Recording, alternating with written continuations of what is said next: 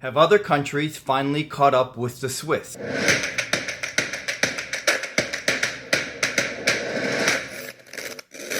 What's up, guys? It's your boy Rich here, back at it again. And for a really long time, for a watch to be taken seriously or to be viewed as a real watch, it had to be Swiss made. But recently, other countries have been making some really great watches and have reached a level of acceptance that wasn't there not too long ago. So today we're going to talk about 5 countries that produce some extraordinary watches.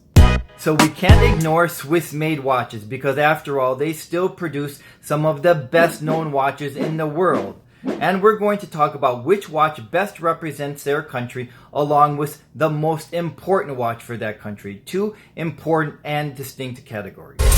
The first Swiss watch I'm going to talk about is Patek Philippe, but not as one of the watches that best represents their country. We'll cover those in a minute. I want to talk about Patek for an entirely different reason because it doesn't get talked about enough. Probably because most of us aren't aware of it. And that's they still use a screening process where they vet us potential customers on some of their watches, which is officially called an application watch, such as their Grand Complication or their Tourbillon or their Minute Repeater, where we literally have to fill out their little application explaining who we are, how much we make, have we ever owned a Patek before, do we still own that Patek. It is a way for them to control the image of whom they want being seen wearing their watches and to control the aftermarket.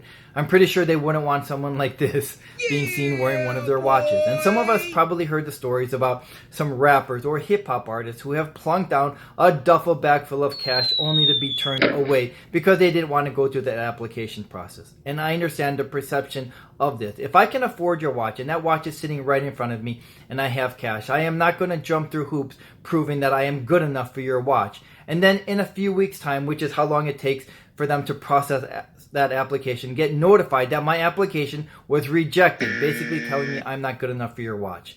This is 2018, and this is rather outdated and archaic. If we wanted to buy a Bentley, for example, there is no special process for this. If we have the cash, we get to leave the lot with our new car. Now, this is not true of all Pateks, even with the new Aquanaut or the Nautilus. We might have to go on a waiting list for that, but that's normal. Okay, end of early rant. So which watch best represents Switzerland? Well, this is really challenging because there are so many Swiss-made watches, more so than in any other country. But the creme de la creme that is the best representation for a Swiss-made watch goes to Rolex. Rolex is a hate it or love it watch, a lot like Apple products. Android users who hate on Apple products until they use them, and then they realize how well made they are and how easy to use Apple products are. And this is a lot like Rolex. Yes, granted, there aren't any overly complicated watches within the Rolex lineup. There are no tourbillons or minute repeaters. What there are really great sport watches and or tool watches. We can talk about their resale value or recognition, but above all, these are some extraordinarily perfectly well-made watches that will last us a lifetime. It is also a watch that the entire industry looks up to. There is simply no denying Rolex. So if Rolex is the best representation for a Swiss-made watch, what is the most important watch for Switzerland? Well, that would have to be Tudor. Yes, Tudor. Since Tudor's relaunch in 2013 with their all-new Black Bay, Tudor has positioned themselves to be the premier entry-level luxury sports watch in a very crowded segment. That includes Omega, Breitling, Heuer, Bell & Ross, and Seiko. And if we notice some of the newer comers that attempted this, such as by Jean Richard, we'll notice that it is a here today, gone tomorrow brand. Tudor is really Rolex. So if Tudor fails, Rolex fails. And Rolex can experiment with things under the Tudor names that they cannot do under the Rolex name. So for example, there have been mumblings that Tudor is developing a smartwatch. And while there are already some Swiss smartwatches such as Heuer's Connected or Frederic Constant, if Tudor can develop the most popular smartwatch and with high expectations, then Rolex would dominate every Swiss sports watch category. Rolex is also 100% Swiss made, none of that 60% Swiss made standards, and so is Tudor. So that would be a complete representation for Switzerland. Let's talk about German-made watches. Some of my favorite watches come from this country, and I think Lange is sort of the Patek for German-made watches. Both are super expensive, well-made, and unattainable for most of us. It represents the brilliance in German watchmaking, and it put Germany on the map for the types of high-end watches they can make. There are a lot of great German-made watches. Zinn, Glasuta, which is one of my favorite brands, Soa, Meistersinger. But the watch that is the most important to Germany has to be Nomos, because Nomos is really the gateway to German-made watches. They have inadvertently become the ambassador for German watches because of its affordability, and it brings notice to German-made watches in a good way. So let's head out east to Japan, where I think Tudor is the most expensive representation for a Japanese watch, a super high-end watch. And I don't think it's necessarily better than Grand Seiko, but they only use precious metals and their dials are lavishly done. But what is the most important watch for Japan? Well, that could be a toss-up between Seiko and Casio. But I would have to give the nod to Seiko because they have a richer history and they make a watch for every demographic. Seiko can also introduce us to Grand Seiko and then to Tudor. What about UK watches? Well, England has earned their way into the conversation with making some really quality watches over the past recent years. And I think the best representation for an English-made watch would have to go to Garrick watches by David Brailsford. I think he makes the closest to in-house movements. They use proprietary movements that are made exclusively for them.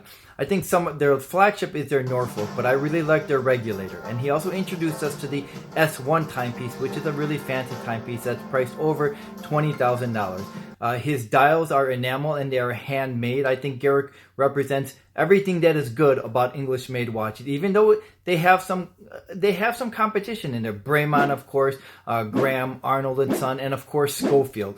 But I think Garrick really comes closest to being a true manufactured watch.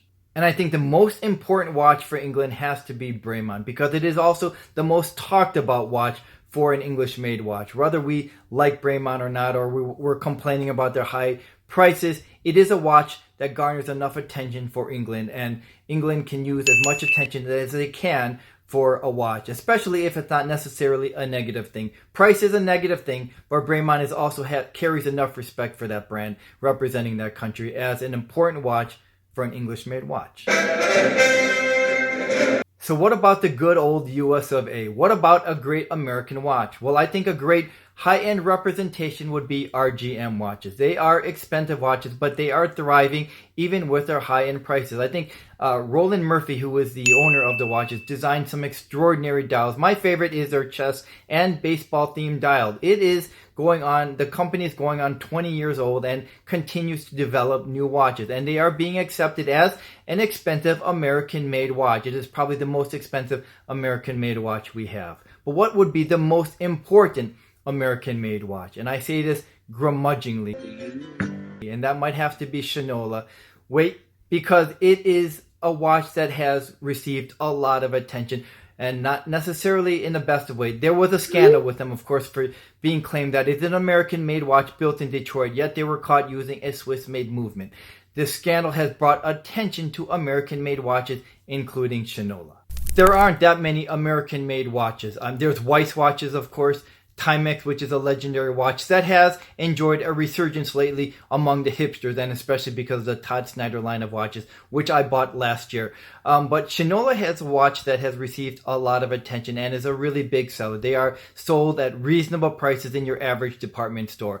And if the rumors are true that they are going to develop an in-house movement, an American in-house movement, would that put them as an entry-level luxury watch? Well, if we can consider Nomos as an entry-level luxury watch because of their own manufactured movement, then by the definition, we would have to conclude that Shinola is an entry-level luxury sports watch, assuming that their movements are quality and they are made here in America. And for them to be viewed that way, if they want to be viewed that way, they would have to pull themselves out of one of their biggest point of sales, which is the average department stores. And I'm not so sure that Shinola is willing to do that, because that is a lot of revenue. And I'm not even so sure that they want to be viewed as an entry-level luxury watch. But I wouldn't see why they wouldn't, because that's not a bad thing. But the point of sales would have to change. And would we accept them as an entry-level luxury watch? It would also have to depend on how much they're going to increase the prices of those watches.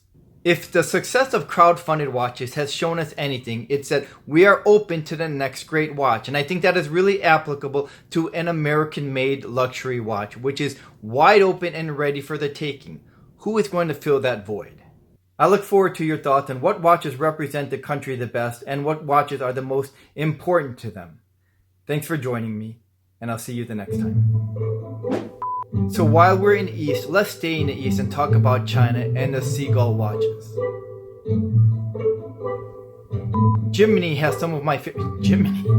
Tell me where Jiminy is. Germany has some of my favorite... Germany